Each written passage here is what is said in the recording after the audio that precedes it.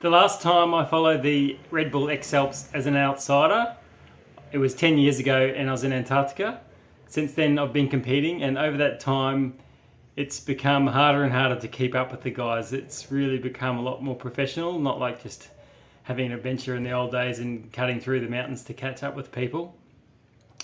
But yeah, I know a bunch of the competitors. So today I thought, ahead of tomorrow's prologue and the race starting on Sunday, that I'd just have a chat about some of the competitors I know and some of the ones that I don't, and have a look at the course. And I'm planning to do daily updates during the race. So 32 athletes from all over the world.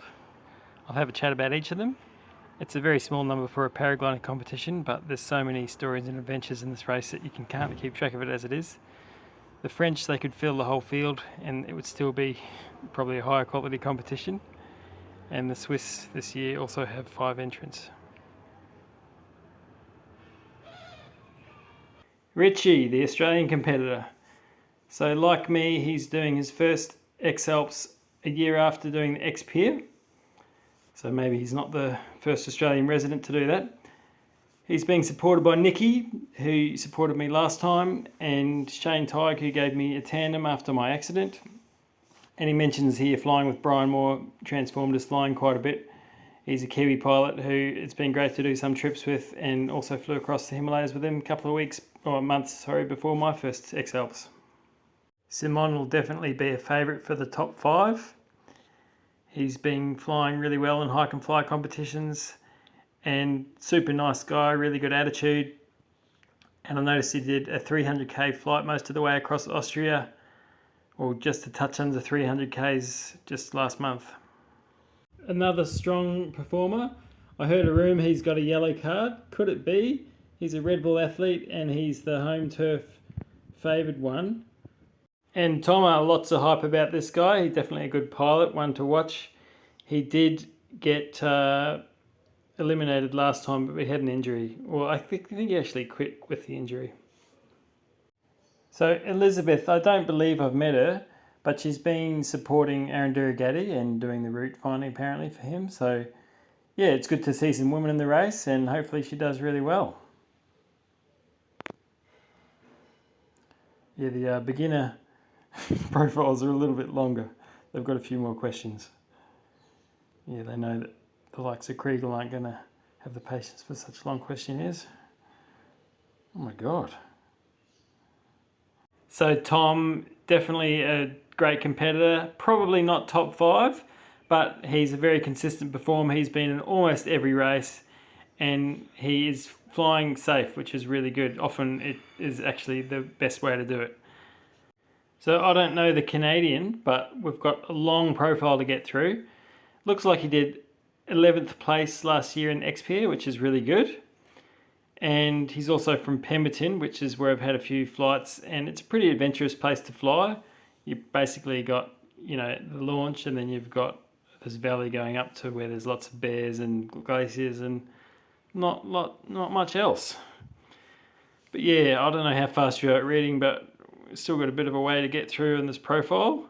And yeah, something to do if there's any rainy days on X-alps, I suppose. I shouldn't make fun of this. It's pretty serious. When you go in for the first time, you've really got to put your all in. The Chinese pilot. I don't know him, but a paragliding pilot who I recently met here in Spain, his partner is going to support him. So yeah, reading his profile, it sounds like he's done some really cool things. China's got some big mountains, some big country, and he's done a lot of exploring over there. So yeah, it looks like he's a solid XC pilot. And yeah, it'd be really interesting to see how he goes in the race. Also like his attitude based on his profile answers. So the Czech team, we have no Thunder this year.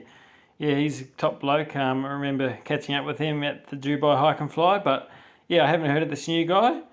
Hopefully he does well. There's definitely some good Czech pilots over there, and I'm sure he'll have a very good support from his countrymen. So Team Spain, it looks like he did pretty well, top 10 in the X-Pier last year. And I know there's a Spanish group who the X-Pier organiser Inigo is involved in, takes time off work to follow the X-alps, so I'm sure I'm going to find out a lot more about this guy. That's my Spanish learning strategy. Surely one day someone besides Kriegel's going to win, and this guy is the favourite. So he didn't actually get podium last time, but he came second the year before. But yeah, he was pushing ahead and he's doing really well, and he's just won the World Cup, and yeah, he's pretty focused. So there's a bit of a changing of the guard in the French team. This is guy number 2, and he's only done one race. So there's been a lot of French talent, and there's a lot more to come. Definitely a great pilot. She did scare herself a little in the last edition, so I wasn't quite sure if she'd come back, but yeah, hopefully she has a cracking time. So Tim, he was at the Dubai hike and fly thing, and yeah, he's up and coming hike and fly pilot. I mean, he's done a lot of stuff already. He's doing pretty well in the competitions. I think he was top 10 in the recent Born to Fly. Long resume here, so get reading. Yeah, he probably should have been in the X-alps quite a while ago, but there's so much talent in the French team, it's pretty hard. Yeah, my story with Tanguy is that we were racing in, well, he was in the Verco Fly in late 2021, and I got there late, so yeah, I didn't go to the briefing and I wasn't in the race. But I wanted to sort of follow along, and we both landed on the ridge in the lee, so I asked him if I could scan where we were going, and he let me scan the XC track route. So Marcus seems like a pretty good bloke. He does really good videos, so keep an eye out for them. I don't know this guy. Looks like he's done a 9,000 metre climb in one day, so he should be pretty fit on the ground, one of the younger guys. Yeah, there's a bit of a long resume, so another female competitor, excellent. Yeah, Jacob, he is not the competitor, but he's supporting, and he did catch up with me. Well, I met them at the end of my last race, which was cool. So Pal is known as an acro pilot, but he's actually done a lot of World Cup competition flying, and he had actually a fairly serious support team. At least I saw him getting a massage in one of the X-alps races I was in. So another experienced competitor, but this one's not so old as the rest of us, and he's definitely got some potential. So a long-term stalwart, and I bet he is not really happy about being Italy number 2, and he's hoping to do better this time. He's saying his strategy this time is going to do his own route finding, which is the way to do it, I reckon. Another pilot with strong competition and acrobatics background, but I don't think he'd done much hike and fly before the last race, which he did get a bit hurt, but this time he has. I haven't heard of this guy. He's even older than me, but yeah, not as old as Ogi Ogasawa, the other Japanese competitor that we've had in recent editions. So Kinga, she should do some really good social media stuff, and hopefully she stays in the race and keeps putting out interesting content, but she might be too busy with the actual racing, who knows. Mihal's back for more after a good Born to Fly result, and yeah, it was great to stay with him and check out his new home in the Southern Dolomites last couple of years ago. Every single edition has had this guy in it, pretty amazing. So yeah, he's known as a runner, but turns out he needs to fly as well. Slovenia, it's in the Alps, but they often get a little bit left out of the X-alps. We did have the Triglav turn point that year, but yeah, I don't know if we've seen a Slovenian athlete before.